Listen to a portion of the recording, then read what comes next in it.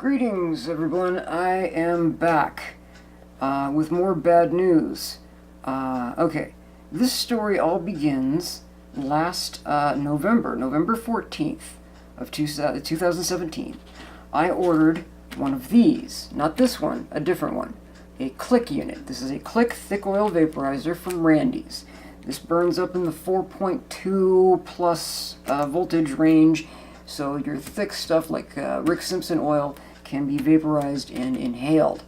It was exactly what I needed, so I ordered one. Cost me $30 plus shipping, and I also ordered a what's known as the VE8 atomizer.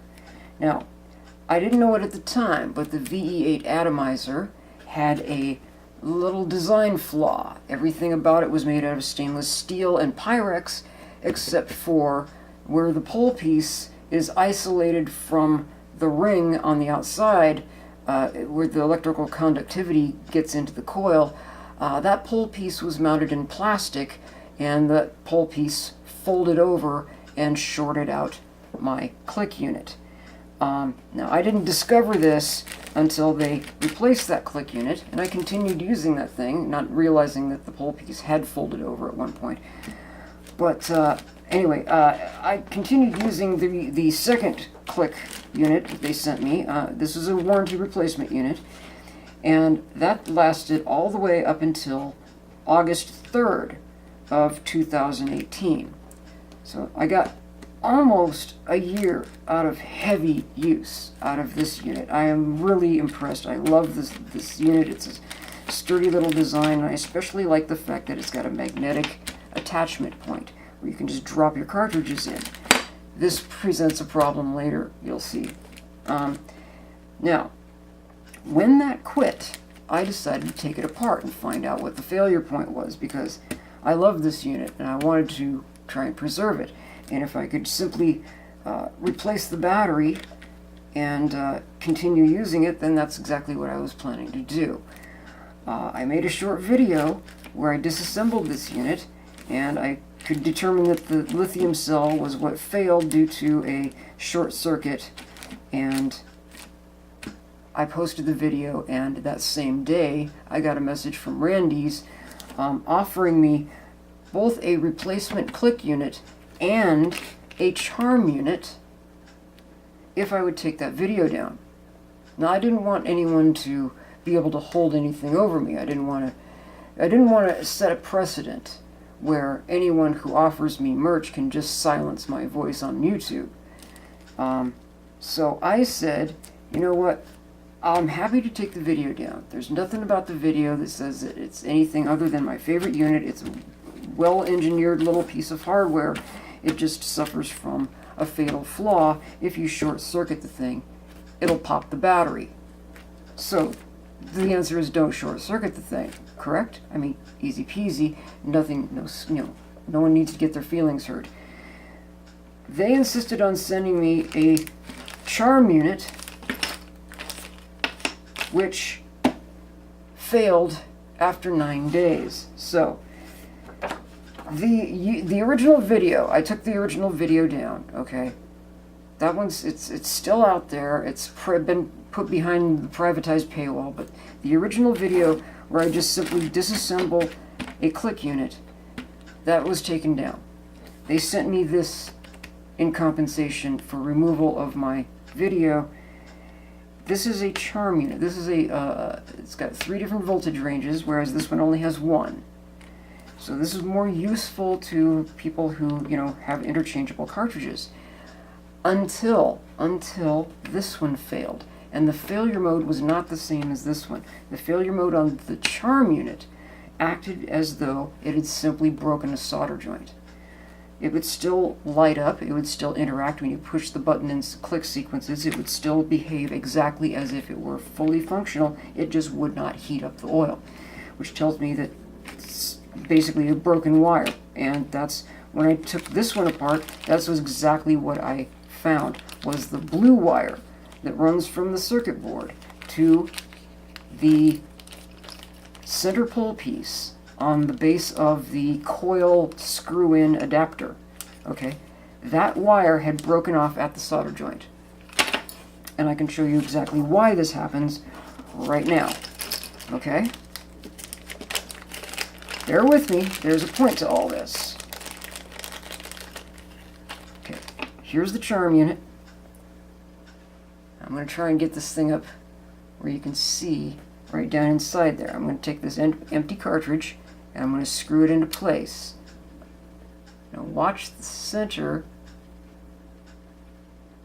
when I'm screwing this thing into place. That center electrical pole piece is not locked in. It spins freely, it's not keyed within the plastic insulator ring. And that is what breaks these cheap monofilament wires. These things are no thicker than a single hair. And this pole piece spinning back and forth. Every time you screw or unscrew a cartridge, you are twisting this little tiny hair-like wire against that solder joint, and it will break. It always will break. And the way that I know this is, this was the first one they sent me. It lasted for 9 days. Okay? This is the second one that they sent me. This is a warranty replacement for this one that they offered me free to take down the video. Okay? This one is also broken. And now, right now, on camera, we're going to take this fucker apart. Let me put this in the bag so I don't mix up any parts, alright?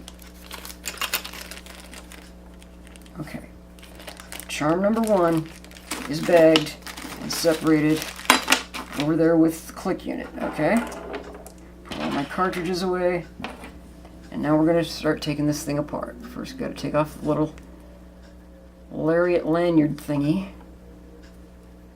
Unhook this somehow. There we go.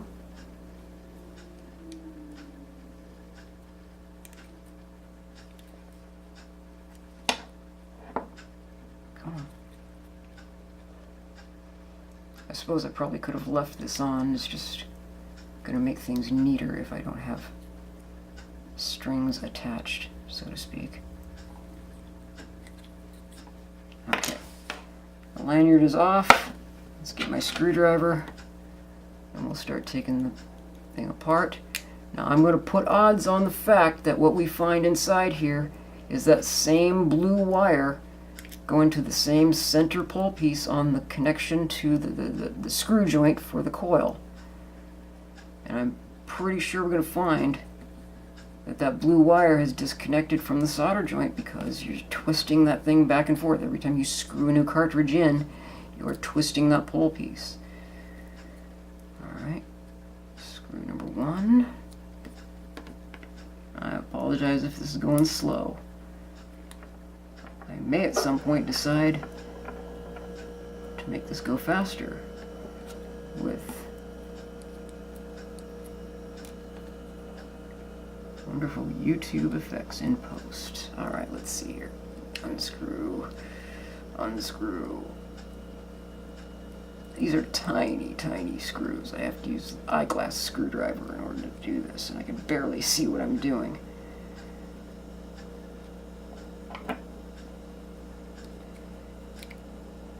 Come on. There we go. Okay, I'll get the ones out of the bottom.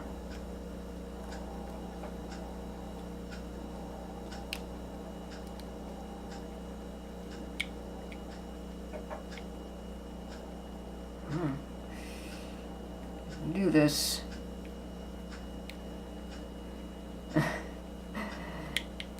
So in case you're wondering, no, I have not taken this one apart. This unit has been untouched from the factory. All I have done so far on this thing is charge it up and use it, and charge it up and use it, and charge it up and use it.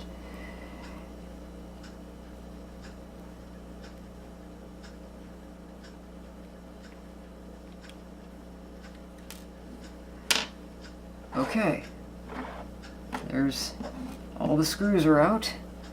Let's slide the case apart.